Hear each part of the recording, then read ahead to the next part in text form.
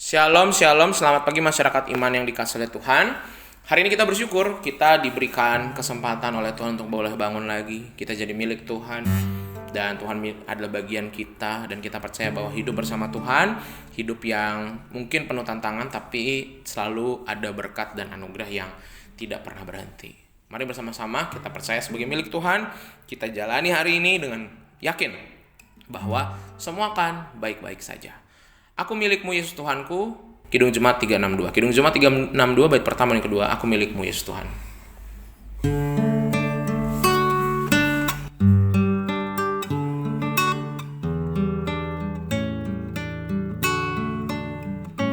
Aku milikmu Yesus Tuhanku. Ku dengar suaramu. Ku merindukan datang mendekat dan diraih olehmu.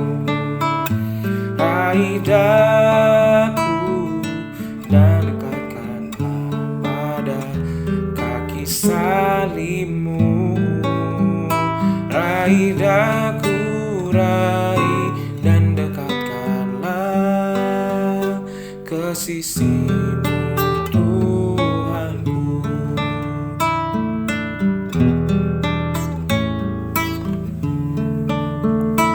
Aku hambamu, kau sucikanlah oleh kasih kurnia, hingga jiwaku memegang teguh kehendakmu yang mulia.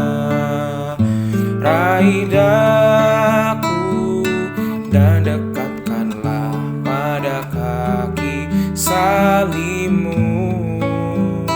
Raih daku, raih dan dekatkanlah ke sisimu Tuhanku.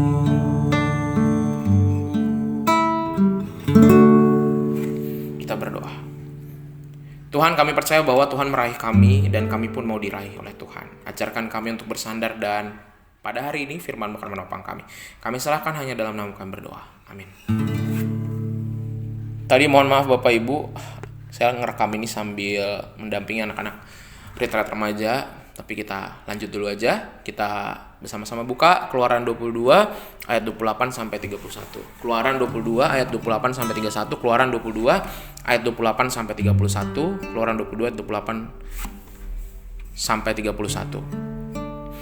Janganlah engkau mengutuki Allah dan janganlah engkau menyumpahi seorang pemuka di tengah-tengah bangsamu. Janganlah lalai mempersembahkan hasil gandummu dan hasil anggurmu. Yang sulung dari anak-anakmu lelaki haruslah kau persembahkan kepadaku. Demikian juga harus kau perbuat dengan lembu sapimu dan dengan kambing dombamu. 7 hari lamanya anak-anak binatang itu harus tinggal pada induknya. Tetapi pada hari yang ke-8 haruslah kau persembahkan binatang-binatang itu kepadaku. Haruslah kamu menjadi orang-orang kudus bagiku. Daging ternak yang diterkam di padang oleh binatang buas janganlah kamu makan, tetapi haruslah kamu lemparkan kepada anjing. Bapak Ibu Saudara yang dikasihi oleh Tuhan, siapa di sini yang bawa motor? Ketika kita membawa motor, kita semua pasti di sini punya SIM, betul ya. Walaupun kadang-kadang saya gemes kalau lihat anak-anak remaja itu udah bawa motor tapi nggak punya SIM. Mungkin karena kita ya udahlah deh, kita kan nggak bisa nganterin jadi anak-anak kita. Tapi sebenarnya boleh nggak anak remaja itu nggak punya SIM bawa motor? Harusnya nggak boleh.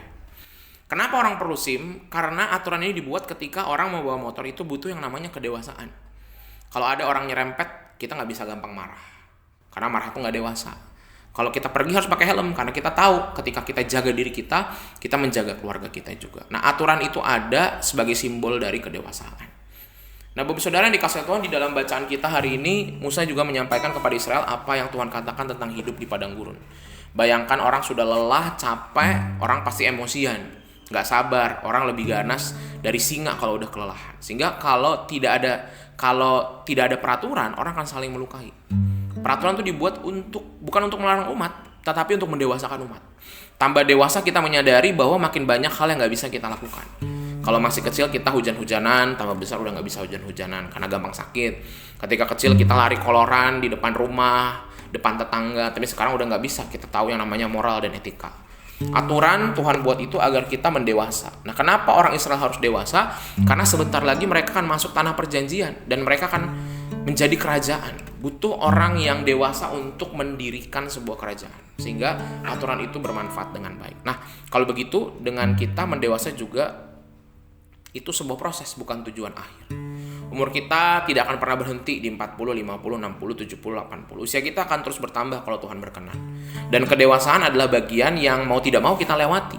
Ada pepatah mengatakan, tua itu pasti, dewasa itu pilihan.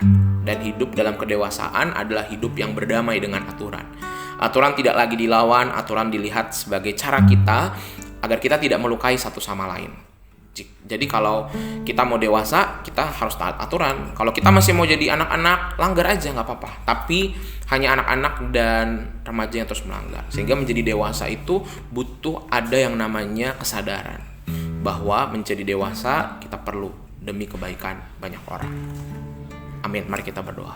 Tuhan, kami bersyukur hari ini boleh bersama-sama lagi diingatkan dari firman Tuhan.